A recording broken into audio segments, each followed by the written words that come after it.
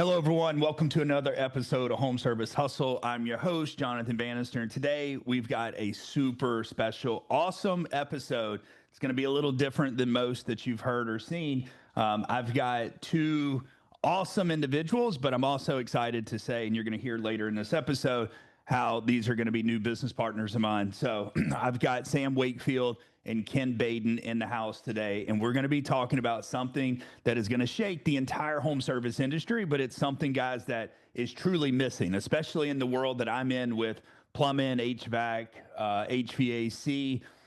This is something that's going to be common in the roofing, pest control, solar space, but it is something that you're going to want to stick around and hear. So I'm happy to say this is going to be one of the most awesome episodes you're going to hear. So stick around. All right, guys. Well, let's dive in today. I'm excited to for everybody that's listening. This. You're right, Ken. This is such a big episode. It is important, and for everybody that's listening, yes, the Kitchen Table Podcast, Home Service Hustle Podcast, and Close It Now. We all have the same episode that we're launching at the same time because you all need to hear this announcement today. But before we get into that, guys, it's cool to just hang out and chop it up for a little bit with you. Let's take a quick second and introduce ourselves to each other's audiences for a second, and then we'll dive into what we've all recognized as a major problem in home improvement, home service, especially since realistically you can draw a line right down the center of 2023. And that is where we all experienced this huge boom in, COVID, and with the pandemic, everybody was home. It's the biggest boom that any type of home improvement or home service has ever seen in the history of home improvement and home service. And so starting in 2020, everybody grew like crazy and it was just easy. And then what happened? Mid 2023, you can almost write it on the calendar. Call volume went down 30 to 40% and it never picked back up. So for most people in the industry that were newer, they're like, oh my gosh, they're losing their minds. What's happened? Well, the rest of us know, if we've been around a while, well, it went back to mostly normal. But what it also did, things have dramatically changed. So that's what we're going to be talking about today. But let's introduce ourselves. Everybody, let's go around, and for those of you who are not listening to Close It Now or the Kitchen Table or Home Service Hustle, who the heck are these other guys? So let's take a second and do that before we get into anything here today. Yeah, so my name's Jonathan Bannister. For those that are hearing me on the other two podcasts right now, I'm the host of Home Service Hustle podcast. I'm also the founder of Top Serve digital marketing agency. Been doing digital for the last 10, almost 11 years, working with the home service space. And, I think my world has changed over the last couple of years, and we've gotten heavy into branding because it really falls hand in hand with what Sam was just saying, that 2023, 2024, and especially this year in 2025, this year it's not only the individual contractors, but the distributors and the manufacturers are feeling it big time. For those people that have been denying that COVID and the overselling of new systems really hasn't had an impact, or we can sell through this. It's just not the case. We got to get back into maintenance. We got to get back into service. You got to get back into doing things the way that you did before COVID, because those weren't real years. You can't gauge anything off of that. And so we've gotten heavy into branding on the Top Serve digital side. And I think a lot of those branding ideas and strategies and getting data and getting precise of how do we get our brand in front of those people, the right people, is really what excited Sam when you and I met at ACA, and we were talking about it. And I think some light bulbs went off when I was showing you and telling you what we were doing. You're like, you know what? I've got some ideas that I'm kicking around, and I've got somebody that I'd like you to meet, and ended up being old Ken here. And, we've had great conversations since then. And it's kind of like, you know what? There's something special here. And there's something that, not just because of the COVID issue and what has happened with sales, but I think it's the industries that haven't done this process. They haven't put this division inside of their business. And for whatever reason, right, we're going to talk about those. I just think it's something that's missing. And I think whether we get back to a flat line of where we were before COVID, I think what we're introducing needs to be introduced to every single home service business. It doesn't matter what industry you serve. No doubt. No doubt. Love it. Ken, tell us a little about yourself, man. What's up, guys? So for those of you who aren't listening on the kitchen table, my name is Ken Baden. I am the host of the Kitchen Table podcast, but I am also the owner of Potomac Customer Modeling, which is a DBA PCR roofing. And I've dabbled in a lot of things, PCR solar, PCR bathrooms, but Potomac Customer Modeling has been the main baby for the last several years. And I've consulted for several other businesses, partnered in other businesses, just about all of which have been in the home remodeling space over the course of the last 20 years. This is where I've lived, whether I was a sales rep, sales manager, sales VP. You know, I've cultivated a decades, multiple decades plus career in an industry which I believe has uniquely prepared me to have some success, and the numbers would indicate that that's the case. And all of that has been as a result of a specific model, and that's the model that we're looking to recreate. And even add to, make better, and bringing that model to other industries that don't typically look at it, which I would call the setter-closer model. And it's just an excellent model for anyone, especially, you know, whether you're conservative on capital or you have a ton of it. I mean, it's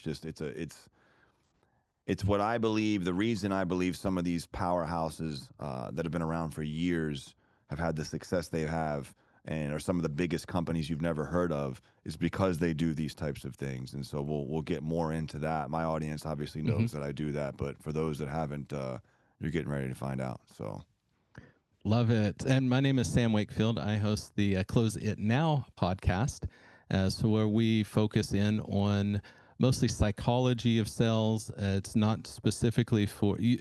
Originally, 6.5 years ago, we started out as it was very HVAC focused. And about 6 months in, I started getting messages from people in all other trades. And it applies. The conversation applies across the board. And so one of the foundational elements of my show is, of course, work to become someone worth buying from. So it's identity. Sales from who you are, not from what scripts you know. Because one of the things that I believe is, and this really is in alignment with Jonathan and with Ken, is sales is not the performance of the hour that you're in the house. Sales is the overflow of your life. And so are you functioning in integrity? We don't lie, cheat, or steal. Everything we do is full of integrity. As long as it's legally, morally, and ethically sound, then those are the parameters. And that's why I want to start this episode with that, because what we're about to talk about, some people have some misconceptions about. And so I want to make sure to lay the foundation that every single thing we're going to talk about today is 100% full of integrity, legal, morally, and ethically sound. And the bad stories that you've heard in the past is not what we are going to talk about. So without further ado, let's introduce we'll start talking about the problem. So where we're going, everybody, yes, we're going to be talking about door to door today. The conversation is door-to-door canvassing. How do you go find an appointment? We're not talking about leads. We're talking about qualified appointments. But let's back up, guys. Before we get into that, let's dive a little deeper into the problem, because we've really recognized it, and you alluded to it, Jonathan, and I did a little bit. But let's go deeper into the things that we've recognized are some of the issues across the board. I mean, you even wrote a book. You own a digital marketing company, and you wrote a new book recently called Fuck Digital Marketing, which is, and if you're on YouTube, make sure to like and subscribe, but he's holding a copy of it.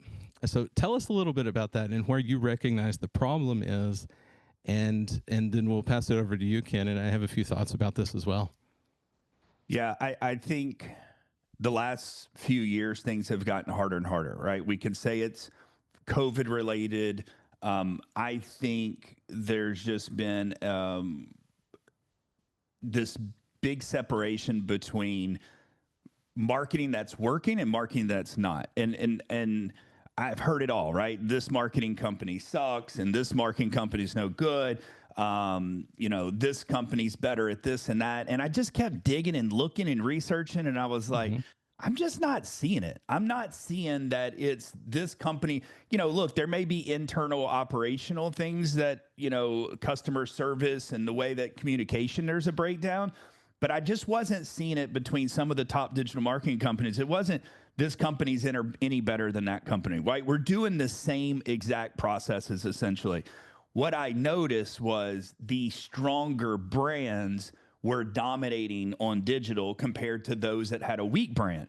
And the more I looked into this with our own set of clients, I was like, wow, it is clear as day. We've got less lead flow, less opportunities with this company over here that has a strong, really very, very strong brand. And then this company, we're getting way more leads and way more opportunities. But when you look at close rate conversions and you look at total revenue brought in, it's like it's day and night. And I just kept looking into it and I was obsessing over it. And really, Sam, and I talk about it in the book, the aha moment for me, because I'd been working and talking with the team at Wizard of Ads for several years now. All right. And so the story kind of goes like this. One of my clients who's turned into a friend, Dylan Rucker, he owns All Heart Heating, Cooling, and Plumbing out of Southern California. He told me about 3.5 years ago, hey, Jonathan, I want you to be on this meeting coming up in a week or two. It's with a company called Wizard of Ads, and I want you to be part of the strategy call. Well, I remember this like gut punch reaction because I was like, wait, Wizard of Ads? Like, we do your ads. We're doing a great job at ads, I thought. So, like, why are you going to this new ads company? Because I didn't know who they were. And so I joined the call, and I hear Roy Williams and Ryan Shute and his team talking about branding and talking about storytelling and talking about emotional connections. And I'm going, this is super interesting.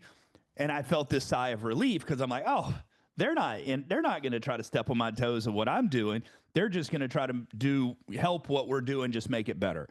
And so then that fear of losing my client's ad side of the business went away because this guy had turned into a friend. And I was like, man, I don't want to lose, doing his ads. I felt like we did a pretty good job. Well, then a couple weeks later, the client comes to me and he says, all right, we're going to move forward with Wizard of Ads, and we're going to do about 30 to 40,000 a month in radio. And then it was kind of like that scene. I don't know if you remember Wedding Crashers, where he goes and sees him at the end of the movie, and Owen Wilson's is reading like I'm about to How to Kill Myself books, and they make up right there at his house. And then once they make up, he's like, man, I'm glad you're doing good. I'm glad you found love. And then he goes, well, I'm glad you feel that way. Listen, I want to invite you to my wedding. And he goes, get out, right? And he's like, wait a minute, you just told me that you were happy for me. And he was like, I'm sitting here reading I'm going to kill myself books, and then you want to tell me you're getting married. He's like, get out. Well, it was this great moment with the client. I felt great. I'm like, yeah, go do your thing. Then he goes, we're going to do about 30 or 40,000 a month in radio. And I was like, have you lost your fucking mind? That's what I told the client. He goes, what are you talking about? And I was like, you're going to spend 30 or 40,000 a month in something that you have no way of tracking. Like, have you lost your mind? And then you look at who I am today, 3.5, 4 years later. And it's like, if a client told me they're going to spend 30 or 40,000 in TV or radio or billboards, I'm like, go for it, right? I'm so happy for you because I know the impact that it's going to have on digital. But I didn't feel that way. And I think there's so many digital marketing companies that are obsessed with digital, and they're obsessed with return on ad spend.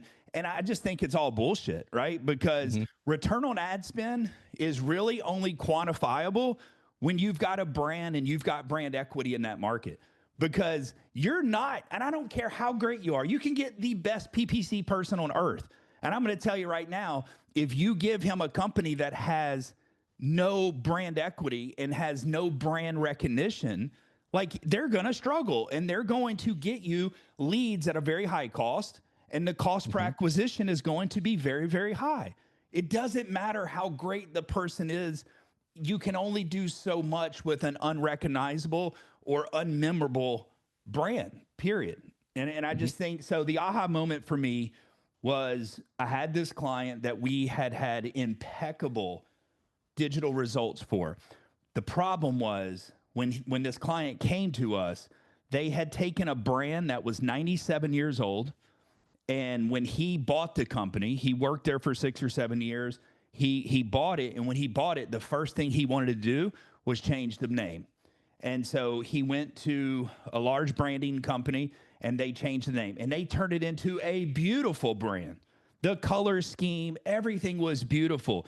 The problem is, and I want everyone to hear this, when you go and mess with your brand and your identity so much and you don't put the proper strategy in place to let the community know who you are and why you're doing it, it's going to have negative effect.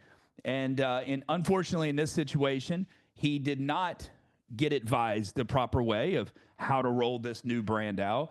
And he lost 50% of his revenue in 1 year.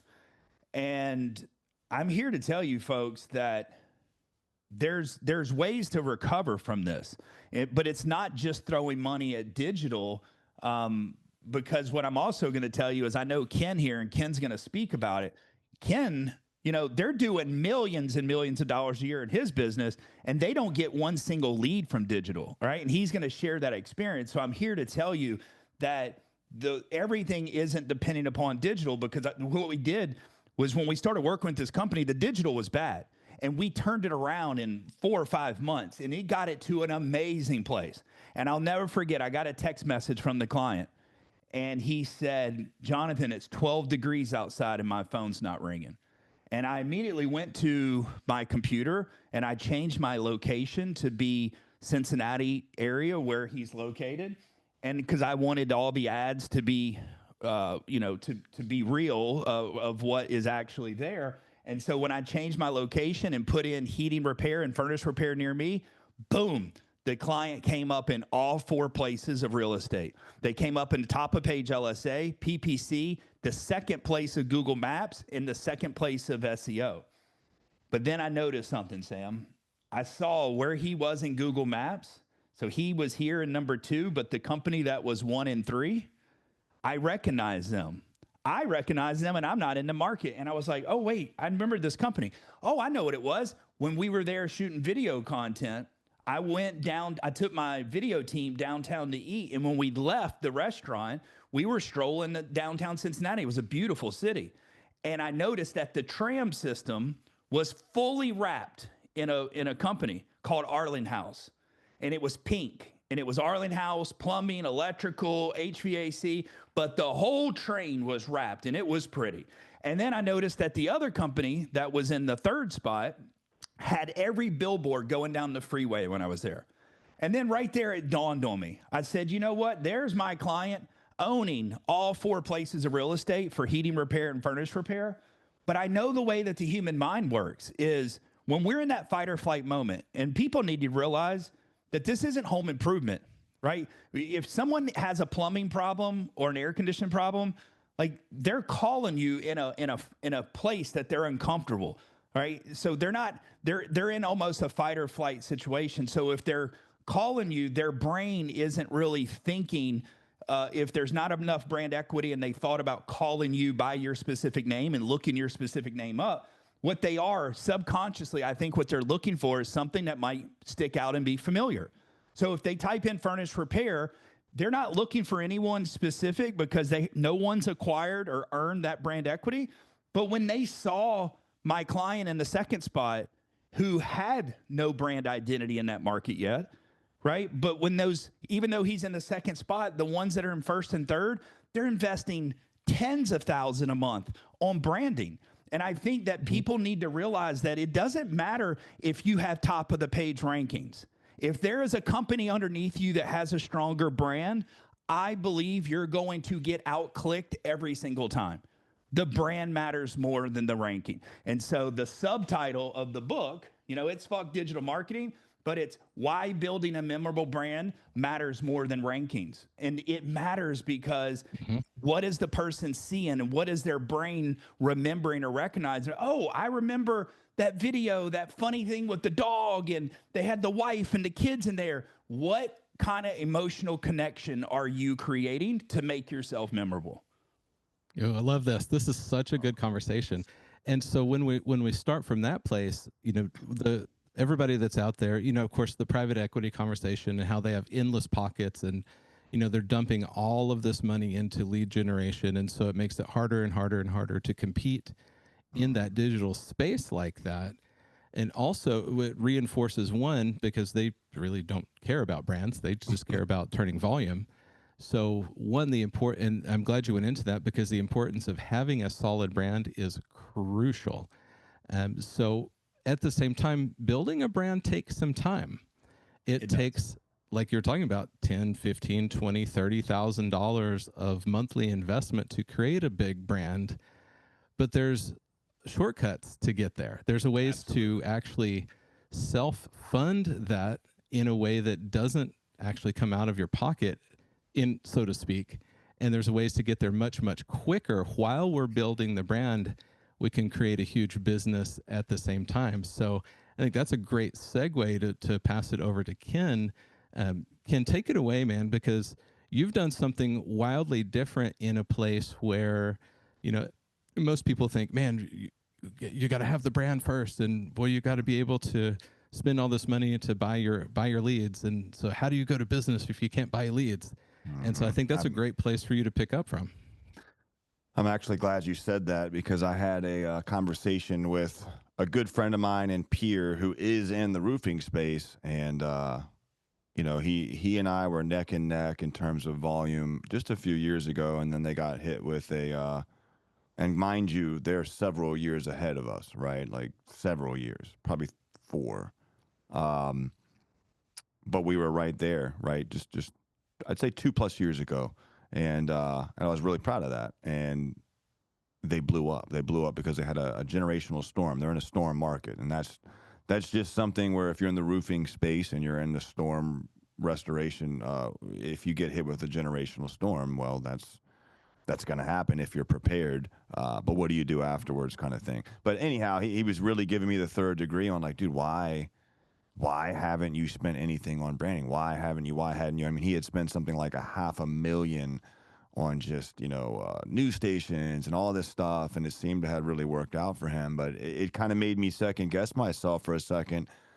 But nothing that I had done was not done strategically. It was on purpose. And I'll tell you why. I mean, for my money, you know, whenever I get started doing something like this, and I've done this several times in the last 8 years. In fact, in the last 8 years, I have now done this twice as an owner, one as a partner, one as a sole owner, twice as a consultant, and then another time as a I would say probably consultant. Yeah, so 3 times. So probably 5 times in the last 8 years, I've done this exact dance, this exact thing. You know, insert industry, but it all boils back down to the insurance or restoration, solar, or retail roofing game. And so to me, they're all very similar. That's the fastest way for you to get results in terms of leads, the most cost-effective way. And in my opinion, for my money, I don't have time to wait to generate a brand. You know what I mean? So I got to get going tomorrow. I got to be able to pay for that brand. So while I had always wanted to do that, you know, and I was kind of like, man, why haven't we? Well, we were always planning to come back to it. And I think this is where John can really help, and why I think we're such an awesome trio. Because even in my own business, you know, John and I have been, he's been guiding me, and I do think, could I have been further with? Sure.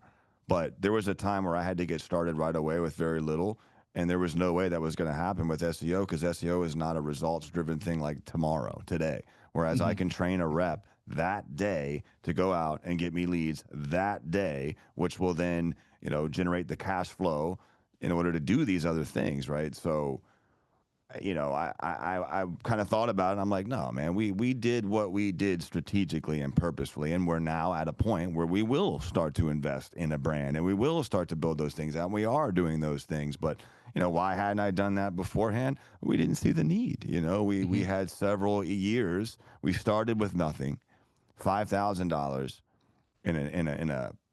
in a panic because my partnership dissolved overnight. And that business before then was as grassroots as it gets, because I literally was out hitting doors. I literally was out with the canvassers, and I hired the first group of canvassers and the canvas van manager, and I made sure that they got out there every day. And then I hired the closers and the setter-closer model, which we'll talk a whole lot about.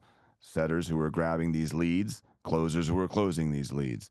and making sure both of those things are working on a small level. We had a 2% ad spend that September, and we're generating right around 500,000 or maybe a little more in gross volume. That is, if you could recreate that lightning in a bottle, man, you'd be a bad dude.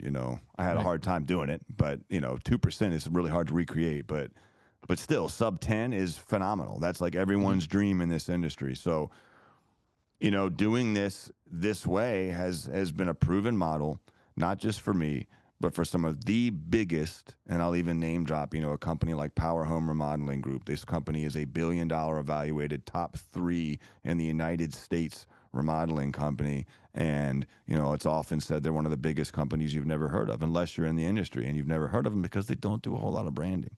Really, very, very little, if at all. They've since expanded into some other things like call centers, but all of those things are predicated around the main thing, which is doors.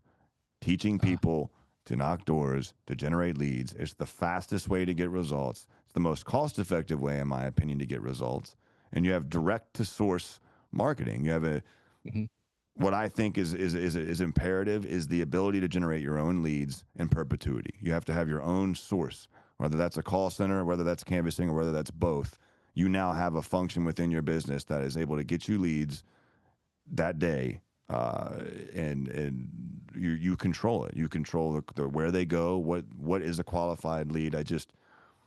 I've been doing it so long at this point, man. I feel like to not do it would be so foreign. But John wanted me to mention, and I don't feel like we've done anything world beating by any stretch of the imagination, but we did just under 2 in our first year. Now, granted, you have to understand that was like a fraction of a year. We just kind of did what we had to do to stay afloat because we weren't prepared to do that. The first full year, the second year in business, we did 6.7 million, which I didn't think was anything, to be honest with you, because I was comparing myself with people that were doing 20, 30, 40, 50, so I wasn't bragging to anybody. But that was a big jump. And the very next year, we did, almost 10. We did 8 and some change. Some tax maneuvering and expenses and spending money, but still we had significant growth. And so in your first 3 years to do that kind of growth with no marketing, no advertising outside of just boots on the ground, and that's still. I want to restate that again.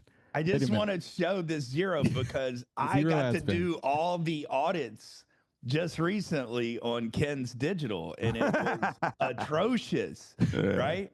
And I'll tell you, there was some small periods where it was like a year, 2 years ago, and about, I don't know, 12, 13 months ago, where inside of his ads account, he did try to run some PPC, and all they did was waste a shit ton of money, right? And he quickly turned it off because he said, this, all we're doing is, and I was just mind blown going, here's a company that is generating 0 leads from digital, and well on their way of doing $10-15 million, and it's all through canvassing, and it was super eye-opening and mind-blowing at the same time. Yeah, John just did an audit for us, by the way, so he pulled so he's seen it, like literally seen all of the money, and to say that point, I know the importance of it, so like I'd spend something on it. Now I know that the money we've spent on it, might as well just not even have spent it, but whatever, so I was trying at the very least. But what I found myself really only doing, and I'll save you guys this pain, is like someone calling and saying, and knowing that we know we need it, and getting our money and promising to do something that's just not possible to get done, and service SEO for like $1,000 a month or whatever. It's just not possible. But you need to do it, so you spend the money, and then you come around somebody else that sells you on doing, like you said, a PPC. We tried Facebook and one other thing, and it was a couple months, and it just was a waste, man. It's just, to me, I'm like, I don't see it. I just don't see it. I'm out, back to what I know. And I hate hearing like, well, look, spend this money now, and in 3 months. That just, to me, is just like so hard for me to digest, but I trust John. I know John very well now. So now I finally found somebody. That's another thing. It's a scary thought to spend money with somebody that's like, hey, give us 3 months and you'll see some results. Like, that's scary, especially when you come from a business where it's like, oh, I'm going to go get results today. What are you talking about? You know what I mean? I'm going to train this kid to do this today, and I'm going to go get leads today. So be careful who you spend money with, but do your due diligence, and don't just waste money frivolously. But he's seen it. He got the audits. I'll tell you what I found interesting. I want to say this one quick thing, Sam, is Yeah, no, you're good. Ken said, when I did the audits and talked to him about it, he goes, listen, I know we could be further along if our digital was dialed in. I know this is something I need to do. He goes, I tried a few things. I've wasted some money, in my opinion. And his comment to me, I'll never forget. He said, listen, it's just hard for me to get too distracted with finding the right strategy and approach that's going to take a long time. He goes, because listen, I know this world of canvassing and I know I can generate business tomorrow. And when I need business tomorrow to grow my business, it's hard for me to get sidetracked and get lost in trying to find the better solution of who's going to help me with digital. He says, I'm busy building canvassing teams and I know I can generate leads tomorrow. And he goes, when someone tells me it's going to take 6 months to see results, he's like, it's just hard to wrap my head around because I know I can get results tomorrow. And I'm like, wow. So think about the power behind having great digital with a brand that's being built at the same time with a canvassing team. It's like, man, it's like dynamite. No, no doubt. And I want to restate this because I think that you went through that really quickly, Ken. And and this is the fun part of where Jonathan and I are coming from and where Ken's coming from in perspective. Because, we're coming from a space where, doing $1 million in a first year is a pretty decent number for a lot of $1 million to 2 million is a like record setting pace for a lot of HVAC and more traditional home service companies. Did everybody listen to what Ken said? You started in September, so a fraction of a year, and did just under 2 million the first year. No, that year, I see why you would think that. That was just when I had gotten the canvassing going, but, Gotcha. Okay. Probably more like May officially. May. Okay. So May through the rest of the year. So still Half a year. Fraction year. Yeah. Just under 2 million. The second year over 6, and the third year over 8. Those numbers are really freaking incredible. Spent $0 with Google.com. Just want everyone to know. With Yelp.com, $0. With Angie's List, $0. Right? I mean, and generated guaranteed business. That's what I never thought of and was like, holy shit. And I remember going to you, Sam, going like, why are other people not doing this? I ran to Ryan Shute and said, why are other companies not doing it? And Ryan Shute told me a lot of companies have tried it, but they don't know how to dial it in. So once the canvassers drop off, because it is a revolving door that you're always having to recruit and train and hire, he said, when it gets a little tough, they just go, hey, we'll kick the can down the road just for a little bit. We'll come back to it because we know it works, but let's put our money back into Google right now. And he says that's what they do, and they need that quick fix, and they don't have the solution to keep the canvassing going. Yeah, I'm telling you, I think there's a lot of opportunity here that people are missing out on. No doubt. So for everybody, there's one other comparison I want to make real quick, and then where I'd like to hop into is some of the misconceptions, because I know a lot of you listening on most of our shows, even I'm sure plenty of people on the Kitchen Table podcast have some misconceptions about doors, probably less than others. But one of the comparisons I want to make is when you look across home improvement is different than home service. Home service is the traditional, HVAC, plumbing, electrical, the need-based things that are a lot more immediate. Home service is a bigger picture, a little more in general. Roofing, of course, and storms, those types of things, it has a gray area that overlaps. But when we start comparing size of organizations, this is the comparison I want to make. We'll take within HVAC, there's not a single company that has a billion, maybe through this huge roll-up, has $1 billion valuation, one or two, maybe. In home services, home improvement, there's 15 companies, Ken. There's you name it. There's everybody from Power to the Leaf guys there's just this humongous list of all of these companies that are $1 billion plus valuation. Why is that? Because every single one of them, this is one of the main metrics.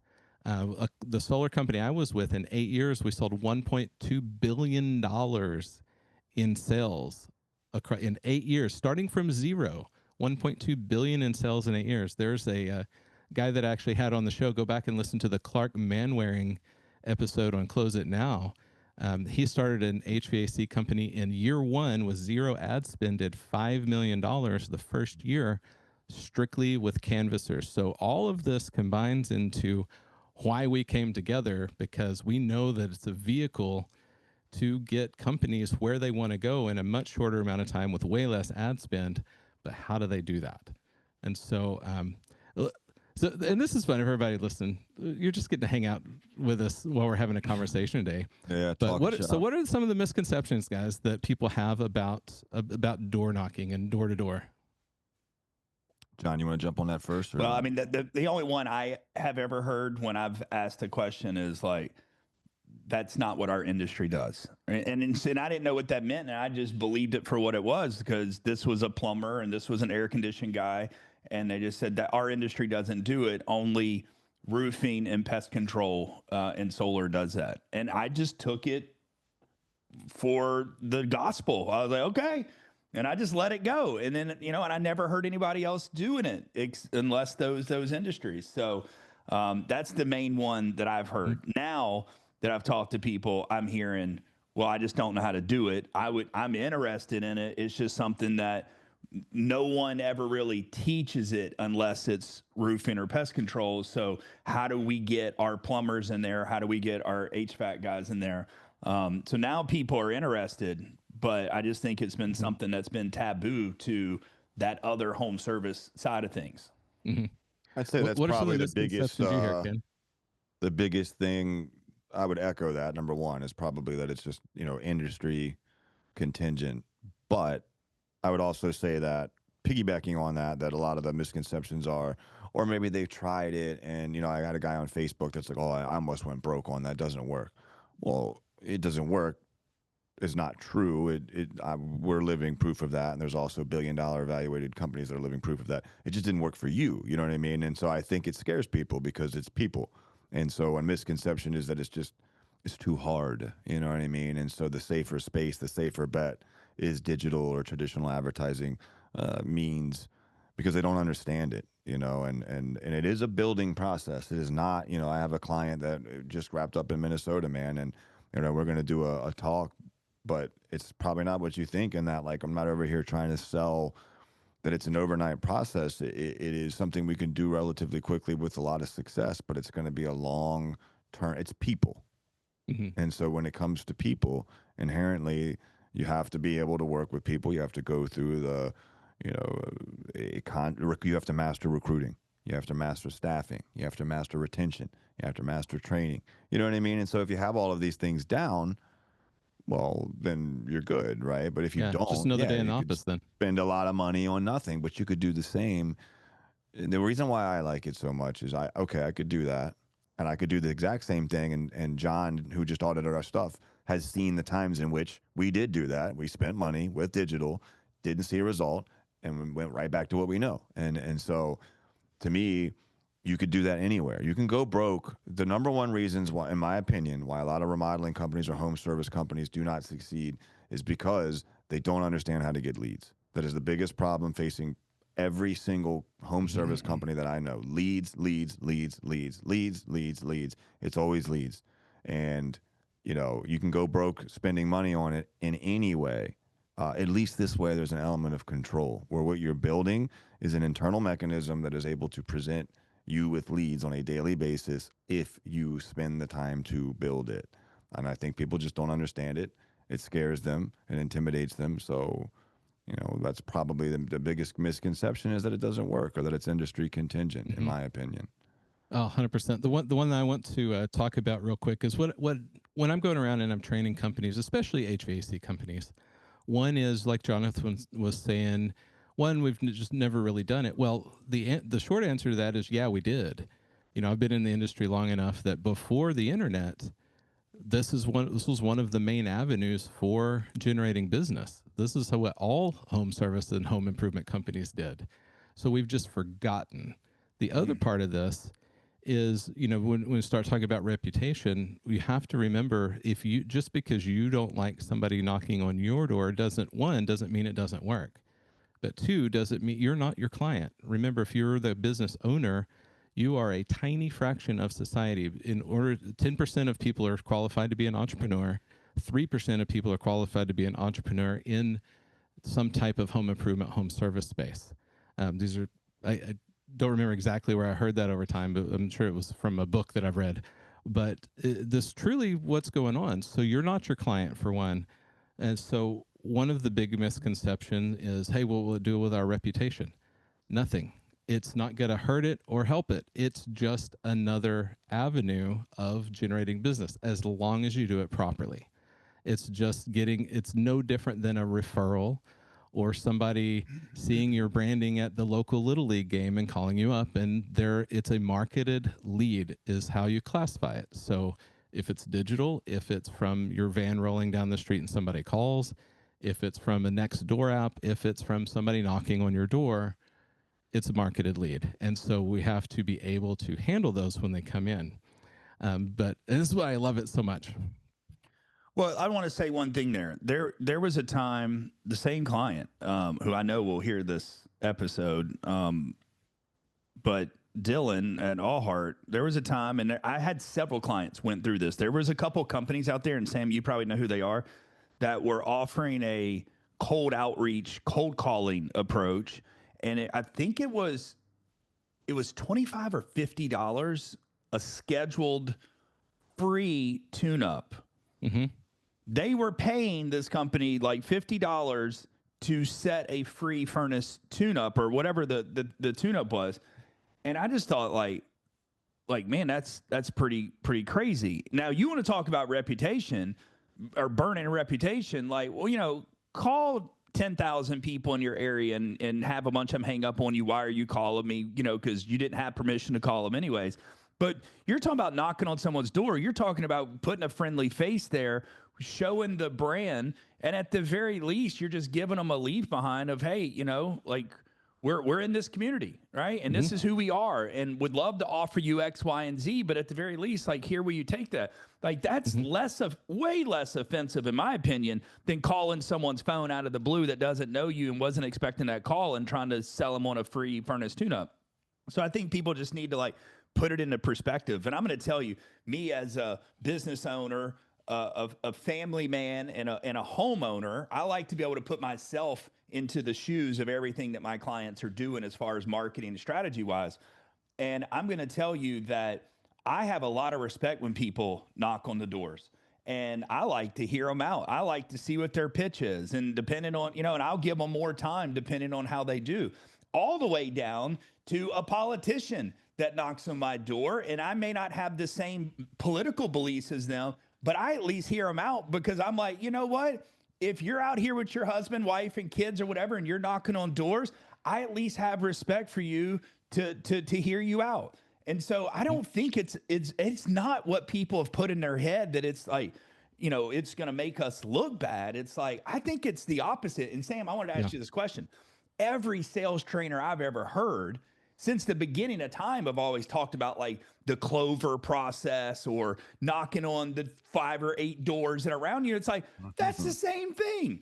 And people will say that they have ton of success, but I can't get my technicians to do it actively or, stay consistent with it. Well, I mean, what is the difference than having a trained professional person that isn't afraid to hear no or get a door slammed in their face? Right? Like, there's no difference there, but instead of doing the 6 homes around you, you're doing the 600 homes in the neighborhood. Yeah. No, 100%, no doubt. So here, actually, that's a perfect. The Clover process, by the way. That's funny when I smile when I heard you say that. Yeah. Yeah. It's the 6-pack, the golden tea, the Clover. I've heard a lot of different names. And you're right. They'll pitch that to an in-home salesperson that does not regularly knock doors. Like, yo, when you're out there for this lead that was procured by us, knock these 6 homes around here, here, here, here, and here. But you won't do it on a daily basis. Yeah. Right. But they won't do it, right? Because they're technicians and they still don't do that, by the way, but they should do it. But you're right, they don't, but they should. And they don't. A lot of it is identity. A lot of it is, fear of getting, told no, all the different reasons.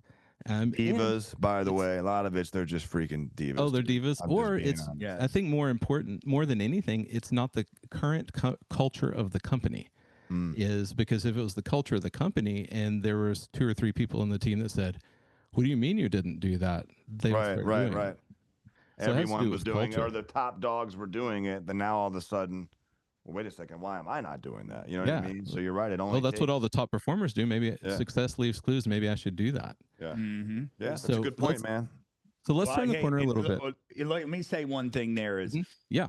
that's why I was super intrigued when you and I talked back at the ACT event in March, I think it was, because there is one statement over the last year I've been telling clients, right? There's been clients struggling, and it's not struggling necessarily with call volume as much because they can put more money into things and get the call volume. But they're not closing deals the same way that they have been over the last couple of years. People are getting a little tighter. The economy's, question marks. People are worried about things. And when they have told me, well, I mean, I've got guys sitting around. I've got installers that are going to leave, and I go, are they out knocking on doors? And I said this before I understood door-to-door canvassing with the two of you, but I was just saying to, like, as a counter to them, like, who gives a shit if you got guys sitting around? What are they actively doing trying to go make money for themselves or for you? Right? I mean, it's not hard. Take a customer list and go knock on doors or call them and go, can we come to your home? Like, but you can't have these divas just sitting around like expecting you to fully take care of them. Yeah. Oh, no doubt. I can spend some time on this. We call this lead babies, just sucking on the tit of the company. Yep. Is absolutely what it is. So I'm going to drop a couple stats here real quick, and then I want to turn the corner into why we came together and what we're doing here today, because I think this is crucial. One, to set the foundation here. So most of the listeners, at least on the Close It Now and Home Service Hustle, are a lot of home service, so HVAC, plumbing, electrical, and and other home improvement. Plenty of other home improvement companies. Kitchen table, all of us have people that are in garage doors and roofing and solar and irrigation and all of the different things. Now, so there's a interesting numbers here because let's take HVAC specifically. As huge as that industry is, the entire industry, we're talking about trillions of dollars in volume every year. That's built in the United States alone. That's built on the backs of 6% of North American U.S. households. Something has to have been wrong for them to raise their hand, pick up the phone, click the button, and say, "Come help me." Mm-hmm. Now, that means that's a horribly, absolutely muddied, blood in the water, sharks fighting over. This is why the cost of digital has gone up, especially with private equity dumping endless cash into it. Cost of new client acquisition had just skyrocketed. Now, what we're doing when we're talking about going and knocking on new doors is we're effectively reaching into 94% of the houses out there that no one is talking to right now. So it's a massive blue ocean opportunity. So for one, that's what it is. This is also the difference so far when we talk about digital, we're talking about advertising and marketing, even creating a brand that's advertising and marketing. The other thing that door knocking is not that. It's prospecting. Prospecting is the third. It's so many people almost treat it like the redheaded stepchild of the advertising marketing world, but prospecting is looking for the most likely buyer right now, which means that's why we get immediate results every single time Ken's team step out on the doors. And when I've done it, we set between 1 and 3 appointments an hour, every time we go out. And it's the coolest thing that's happened. And so what that leads us to is traditionally the way it's been done has been pretty moderately unorganized and pretty mechanical, but now we're adding some supercharge to this. And so let's go through, and I really want to just dive in a little bit and introduce for everybody that's listening what we're doing. We're calling it Door-to-Door Institute. So this is the name. The three of us are together because this is the company that we now have formed to help you do this in your company. So we're the Door-to-Door Institute, And so let's go through and talk about how we're going to go to bat with this and how we're going to do it different. And then we can introduce, of course, where everybody can come to hear more about it. Okay. So I think the first piece is the recruiting, right? I mean, the recruiting and the marketing are going to go hand in hand, right? So I'll just speak on the marketing. We'll let Ken speak on the recruiting, because basically, the strategy that we're going to do is make sure that before we come into your business, we've helped you recruit your team and then helped put the marketing in place. We want to nurture the places that we're going to be canvassing to make sure that people know you. That's the branding part that Sam's been talking about. So when it comes to understanding which neighborhoods you want to knock, right? And Ken's going to talk a little bit more there. Different industries are going to look at different data points of why they want this neighborhood, whether it's the age, the size of the home, the median income, whatever. But once we establish these are the homes that we're going to knock and why, then the marketing, right? Now you either want direct mail or a handwritten letter that's going to go to these homes. That's going to be one piece of the marketing. The other is going to be using video content, right? So you want to make sure that the homeowners in those developments that you're going to be knocking can see your canvassing team. They can see them. They can see who they are, what they look like. They can see your branding, your hat, your shirts that you have on.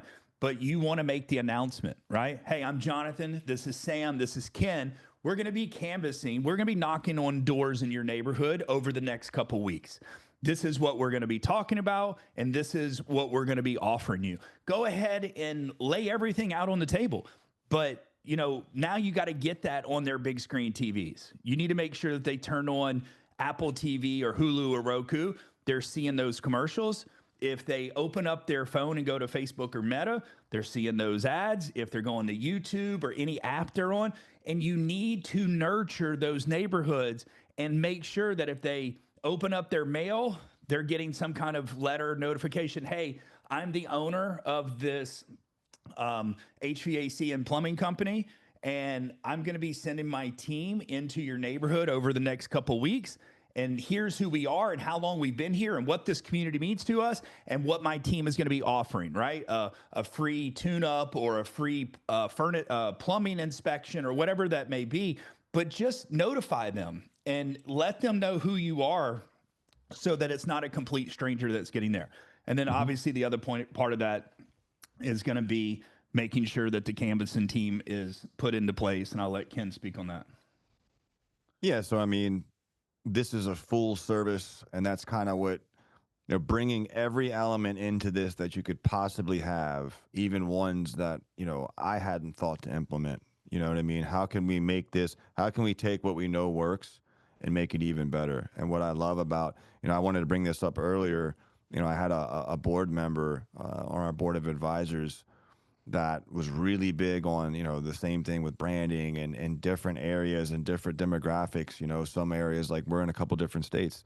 Delaware is a little more old school. They're still very much, well, we know this company. Even if that company has a terrible reputation, they still know that company. And, they want to see you on TV and things like that. So that's branding. And branding is, in my opinion, the difference between a customer that would have said no at the door switching to say yes because they've seen you, and I think that's so powerful. So the branding element ties directly into the marketing element, and the two are, this symbiotic relationship that if applied directly, which is what we're doing, I think is going to have huge dividends to just kind of warm them up. It's a warmer door. And I know if you've never done this, you don't know what that means, but these are cold doors. Brand new folks don't know who we are, and as Sam said, a lot of this industry, especially the solar bros, no shade, it's just, some of the biggest names in the industry will just get out and go. And there's nothing wrong with that, and they see results. But if you could do it better, why not? You know what I mean? Yeah. If you could do it more effectively and more systematically and have a better result, why not? And so that's where we come in. And I think we've taken this whole mechanism and broken down every possible piece, into where we can make this better. And moreover, bring it to industries that wouldn't otherwise consider it, because there is a problem. And that problem is factually that businesses, even in my demographic. I just talked to my manufacturers and my distributors and my, they come out and meet with us annually. And recently, our industry is down across the board.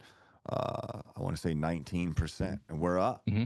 You know what I mean? We're up, and some of the biggest companies over here have gone downward, and they were the ones that are focusing on traditional marketing methods, and they're now getting back to canvassing or getting into canvassing in an area and in an industry where that's normal.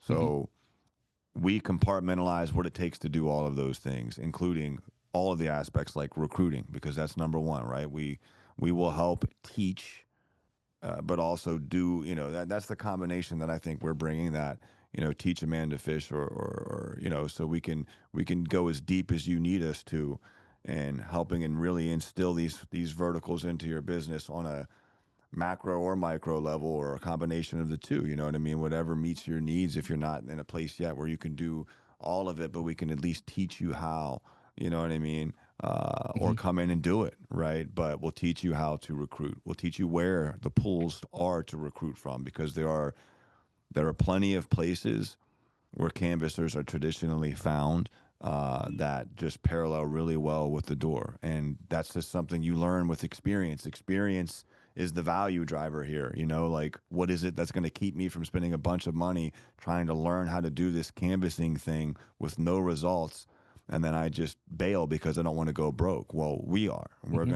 We've learned what not to do. We've learned that canvassers coming from this area traditionally don't perform well. We implement things like the DISC method that give us a psychological profile, where Sam and I are very much in line in that, how impactful that can be, and teach you how to read those results, and where to find these folks from a cost-effective standpoint, and help you recruit them personally, but moreover, how to keep them. Because it's one thing to get them. Canvassing is a high turnover industry just by nature of what it is. Everybody wants to make money until they have to go do the thing that is to make the money, right? They don't understand it until they go do it, right? So we have to be prepared and understand that there's a high rate of turnover. So how do we minimize that? How do we capitalize on that? How do we handle that? How do we constantly are recruiting? We're constantly running training classes. I mean, that's just something we'll teach you how to do, because we've been there and done that. And we can do it at a highly effective rate, to the point where we can actually give you statistics and data and metrics and say, look, we'll bring you in a class of 10. We ought to recruit and maintain probably, 3 or 4 of those over the course of years, mind you, right? Like right away, you'll have a much higher rate, but then how to implement the management teams, because that's a whole different hire, right? Recruiting for management is very different than recruiting for the canvassing. How to move those canvassers that are successful into your selling mechanism. And now you have a farm team that you've created. We'll teach you how to do that. I mean, the entire vertical there's a lot of moving pieces, because it is people, and as John said, the demographic, where are we going? Why are we going there, right? Where is our target, right? What do the houses look like? How old are they? What's the average income? What's the credit worthiness, right? Like, what are we looking for? What's a qualified lead? What are the things that have to be there for us to determine that we are going to pay for this lead as a qualified lead? So we'll build all of that for you, teach you all of that. But moreover, I think the biggest selling point is that we will help you navigate the potential pitfalls that could really cost you a lot of time, effort, and energy. And that's the value. You know what I mean? That experience of being able to take what would otherwise probably take years to figure out, and a lot of money and a lot of pain and a lot of headache, and possibly never figure it out because you spend so much, and these things don't work and you bail. We'll make sure that they do, and we'll make sure that it's a success. And we've been there, we've done that, right? So we'll prop you up, and we'll make sure that you're seeing a return on your investment, an actual return on investment. We keep harping on that. The three of us didn't want to go into business together until we knew we were in alignment on what we knew was out there with consulting and coaching and all of these different things. And one thing we were all unanimous on was the fact that a lot of the industry gets hooked on just, give me money and I'll coach you. Well, what? You know what I mean? What are the expected results? What are the metrics?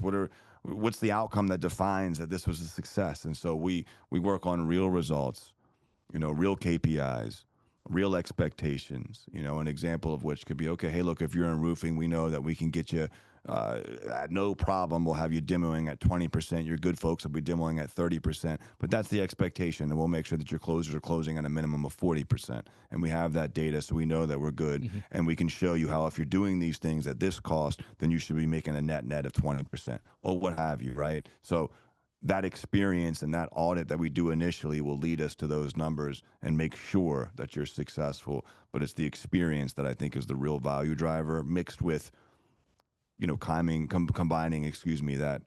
that branding and marketing element that I think is going to take us to, because like John said in the beginning, yeah, we did some really extraordinary numbers that didn't feel extraordinary at the time.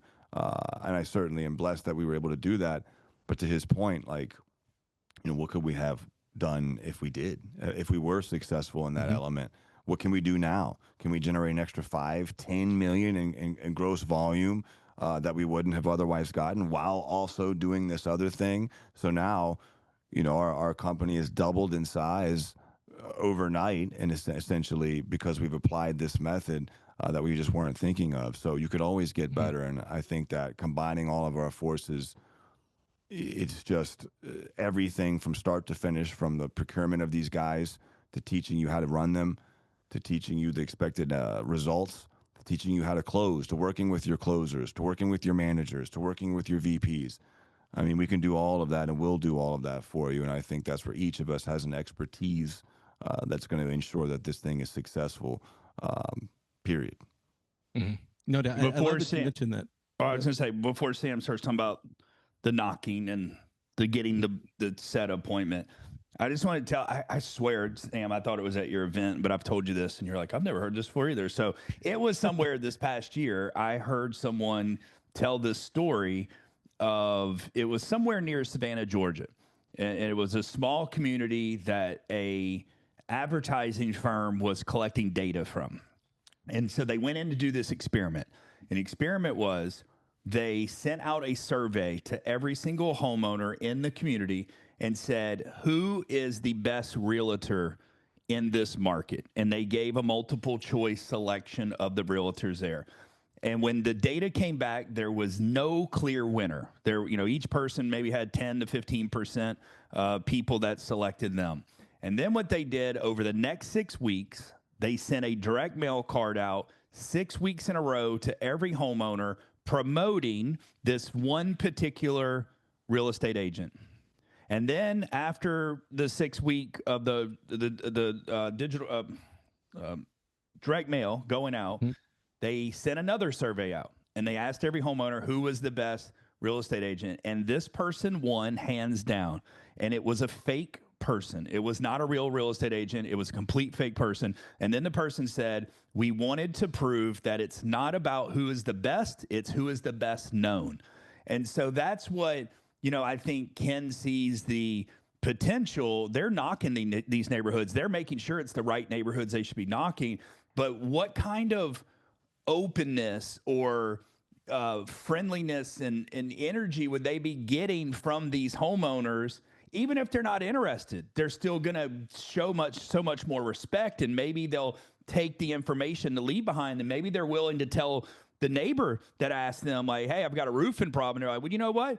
We just had this team come by the other day, and I've seen all their ads on TV and stuff, and I've seen testimonials from some of their customers that live near around here. You ought to look into it. Here, they left something behind. I think you would see more of that, because when you do strengthen the brand, and when you do tell the story of why we're reputable and what is our past customers saying about us, instead of just knocking, right? But I mean, I think people need to realize that, like, you think pest control, how many people listening to this podcast has had a pest control person come and you got sold to? And you may have already been with a pest control company. Me too, right? So it's like, I didn't need a pest control company, because if I needed a pest control company, I would have called one, right? And so, like, we know it works because it's happened to us ourselves, but we think that we're in an industry that isn't normally doing it, so we just don't want to do it. Now's the time. And I think, I think we're going to change the lives of a lot of companies moving forward, because I do feel that digital is about to get, and I'm here to tell you, as a digital marketing owner, I'm telling you, digital is about to get extremely hard and extremely expensive. because Google is dying. And I want everyone to understand that Google is dying, whether it's going to be a slow death or a quick death. Google's traffic is diminishing rapidly. And it's because as people get more and more used to using ChatGPT and Gemini and Perplexity, whatever one, Gronk, whatever one they prefer, the more that they start using it, they will not ever go back to Google. And I want people to understand that. And there's competitors of mine that disagree with me. And they're like, well, you know, but all the traffic's on Google AI Overview right now. It is right now for the people using Google. Yes, they're using the Google AI Overview. But I'm telling you, Google AI Overview is never going to answer their question and then do the next step for them, because the future is the person that says, hey, AI, I'm off on Tuesday. I only have I've got plans at 2:30 on my day off. So I need you to, but I need my water heater flush. My tankless water heater is way overdue. So can you find me a plumber that is very reputable in my city and get me some pricing and find someone that's available on Tuesday before 2:30 and let me know when that's booked and scheduled. That is the future, because people are going to want to get their time back, and time is going to be so much more important than anything else that you can think of. Now, what you hope and you want to happen is that AI won't affect you because you're working on your brand and you're going to try to be 5 Mile famous or 10 Mile famous. And they're going to say, hey, AI, can you find Bob's Plumbing and get me a quote and get it booked and scheduled? That's what you hope happens with a strong brand.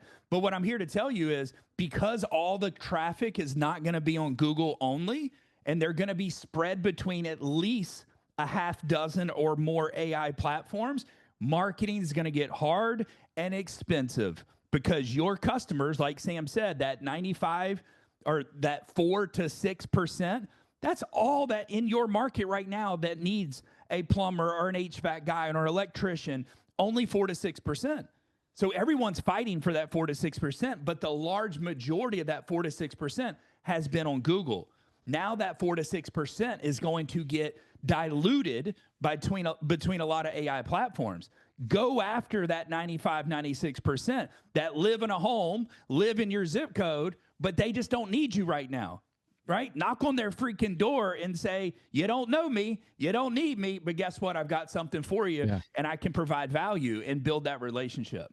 Absolutely. And that's where we come in, because they think they don't need us now, but they do. They just haven't, the pain hasn't gotten big enough for them to take action yet, but the chances are they absolutely do need us. So here's a couple questions, and this is, so we'll start wrapping this up. We got to land this plane here. I knew this was going to happen, by the way, but yeah. Get us three in a room. Hey, this is literally just an example of our meetings every week. So. No kidding. Yeah, that's what I love so much. Everybody's basically, you get to be a fly on the wall to us putting this business together and this plan together for our scheduled 1 hour meetings that turn into 2 or 3. Yeah, right. So a couple questions I have, and I want everybody out there that's listening to think about this. If you are in an industry that has what are called shoulder seasons, what if there was a way to eliminate your shoulder season so your company is no longer dependent on weather? It's no longer dependent on what the seasons do, but you could continually have a lever, a mechanism to get not just leads, but qualified appointments from the exact neighborhood, exact demographic that you serve the best, a constant flow of those qualified appointments year round. That's a way to sum up exactly what we're talking about. So instead of being a company that is reactive, you get to the chance to turn the corner to be a company that is proactive in a way where you get to design what your business does, how it grows, what you want your revenue to be. And it's literally a matter of deciding and then turning the switch on, and then that starts to happen. What this will do, when you fix that problem, just like Ken was saying, the lead problem, every company, when you fix the lead problem, the next thing in line, of course, is, can we sell it? So that's where I come in. That's my zone of genius, is helping your teams develop the exact conversations to be able to take somebody from blind date to marriage proposal in 45 minutes, so to speak. So my history, if you know anything about Close It Now, the history is there. That's a conversation for another day, but know that there's hundreds and thousands of testimonies at this point of people from going from the industry average of 30% close rate to 50 plus, average tickets of 15 to right now, every single one of my clients, their average ticket is bouncing right around 20K. Every single person that's coaching with me right now. And that's what happens every single time. And that's what happens when I step foot onto location when we train companies. So that's the element to this also, because we're not just talking about getting more people in the door. And absolutely, we're going to be doing awesome things with the marketing side with Jonathan to warm those up. So like Ken was saying, it's a warmer door, but you got to be able to close them. You have to be able to convert marketed leads. So that's the other component of this that doesn't exist in anywhere you reach out to for companies that, and there's not many, the ones that can quote unquote teach your company how to door knock. What they're not doing is teaching you also how to close those specific type of appointments. And that's where this is a sweet spot of the three of us coming together, because we start in the front with the marketing and the branding and warm it up. Ken we get out there and we get those appointments, we get on the doors and actually make it happen. And then we're showing you how to close it also. And so what happens is now you've turned your company right side up and turn it into a sales organization that now has the revenue to turn around and invest in your branding. So if you're that company that knows you need branding, this is what I mentioned by we'll show you how to self-fund it without taking extra out of your pocket with the increased new revenue. Now you have the money to be able to invest in your organization, to do your branding, to invest in systems and platforms and all of the things to grow your company, to pay your people better so better people stick around. All of the things that you've always wanted to do. This is how big companies are able to do that, by fixing the lead and sales portion first. And then you can, so it turns into your biggest problem will be how fast can we hire and recruit people in the production side, in the operations, to be able to keep up with the sales, which is the best problem to have in business. So that's my piece on this, because I love this so much, and I'm so excited that this is finally coming together and we're putting it out into the world. For everybody who don't know, we've been working on this for a few months. This isn't just something that happened last week. And because of that, we are going to be hosting an event. Let's go the other way around. We've been going Jonathan and then Ken. Let's go to Ken first. Just because I don't like doing things over and over the same way for very long. Anything that's been done the same way for 50 plus years is ripe for revolution, or 5 minutes. Yeah. So Ken, why don't you talk about our, let's take it to the event, because I feel like it's really crucial to lock this in and give everybody an opportunity to come here a whole lot more, because this is just tip of the iceberg today. Yeah. So we just wanted to announce, we've been wanting to announce this for a while now. So we're still, getting everything, we had to get everything dialed in, but now that it's out, we've already had the event sort of quote unquote planned, but October 24th will be in Texas, the DFW. I believe it's Addison. Is that how you say that, John? No. Look, now you put me on. He's looking. I have it. Look, it's in the DFW or close enough. I'm just the only one that's not actually in Texas, but we'll give you the exact address here. But we've got an event the 24th of October. So while he's coming up with the exact address, we've got a link that I'm sure will be on this podcast, on all of our podcasts, for you guys to go and register. But the main thing is this event, the whole purpose of the event is for us to go into greater detail in each one of our areas or respective areas, and kind of take the time to really build this out, at least from 1,000-foot view, right? Obviously, we can't do it all there, but I think the bigger emphasis is going to be on, why is this important for your business?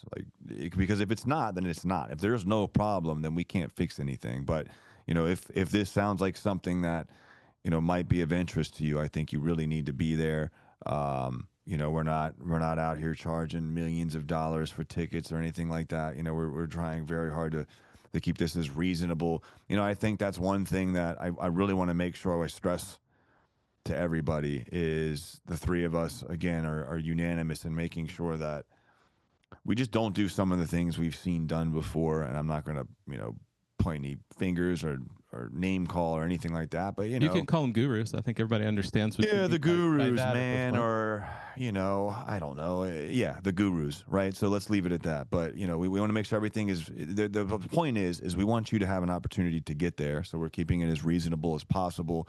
We don't expect, nor are we even looking for hundreds. I mean, we're really focusing on, if you're a business owner or a CEO in any respective industry in the home services space, this is possibly for you. And if you think that this is something that could possibly benefit your business, the possibly is why you'd want to come, right? Because I think that's where you find out in greater detail each one of these pieces, how they work together and how it might impact your business. I mean, that's really what we're going over, is the metrics, the data, but also just a little deeper level of understanding of each one of these components and why and how it might impact you. And then we're looking for a very small group of folks that might be good fits to work with us, man. I mean, we really want to make sure we get it right off the bat.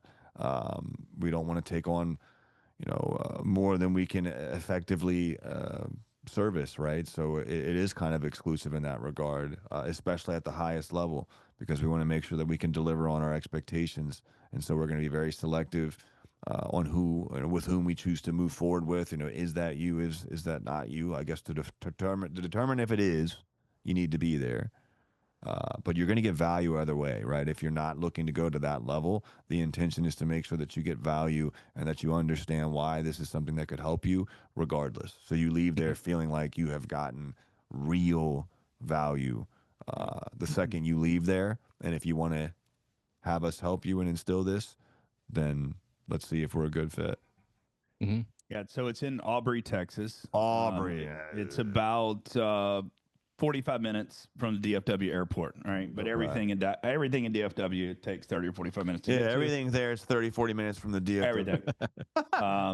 And what I will say is, what was most important for me in this partnership, and it's been said many times in our meetings, is I want to make sure that the value is delivered no matter what we do, because I hate going to events, and whether it's me feeling that way or my clients there feeling like, man, this was a wasted 2 or 3 days of my life.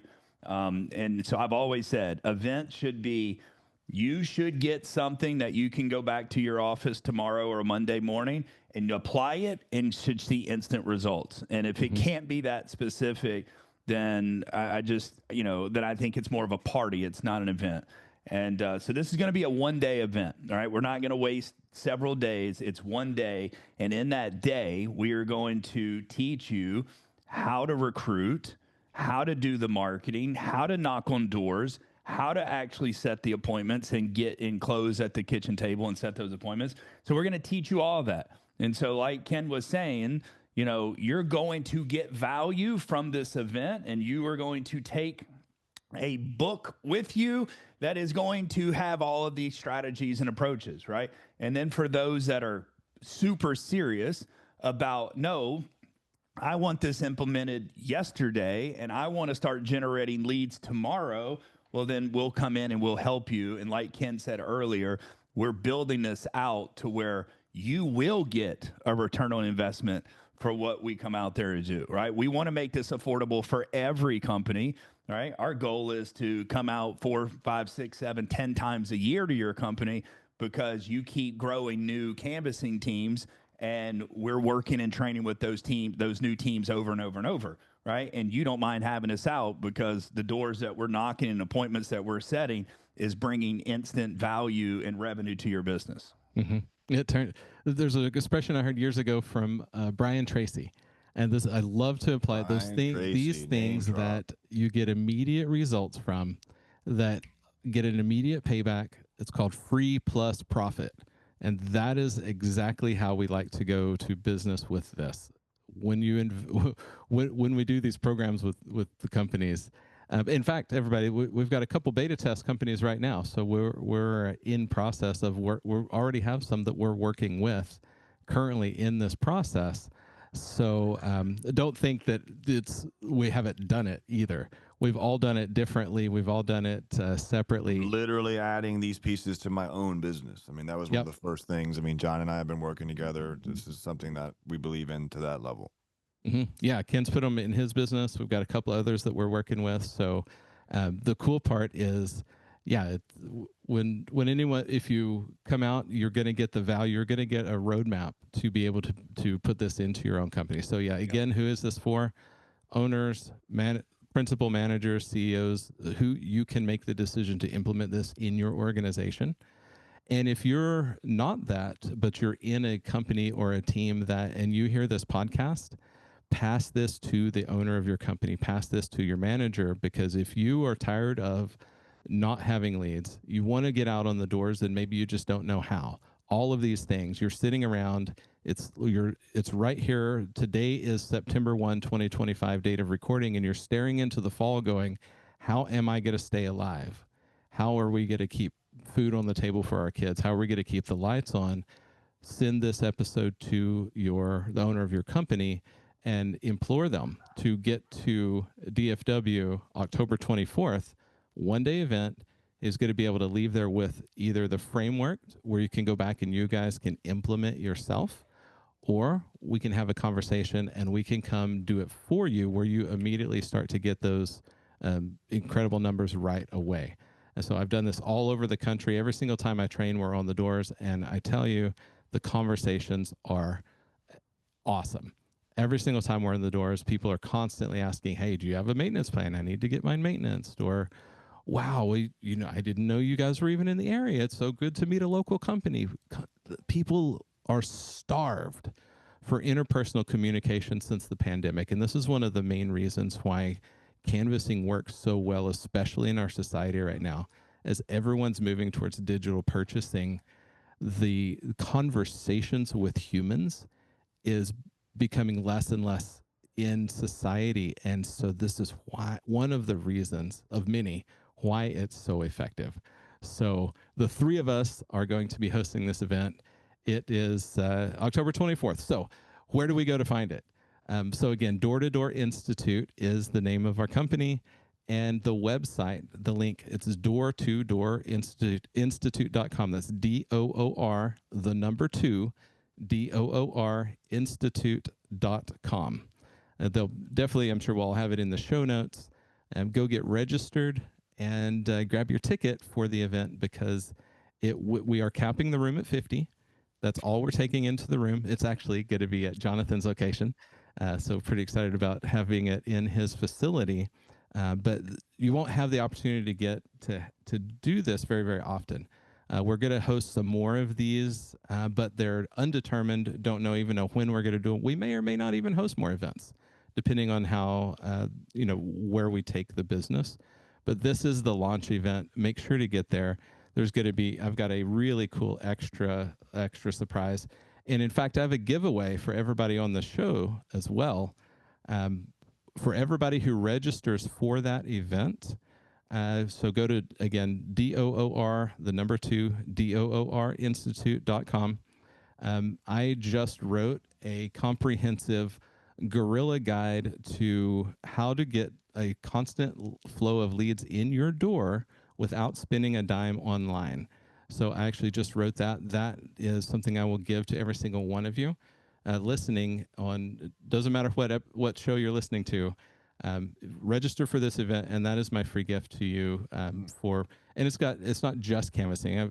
We've got a whole bunch of different ways to be 5 Mile famous in your community. How the companies that are winning right now across the country are going to business as if the internet didn't exist, and then only supplementing with digital.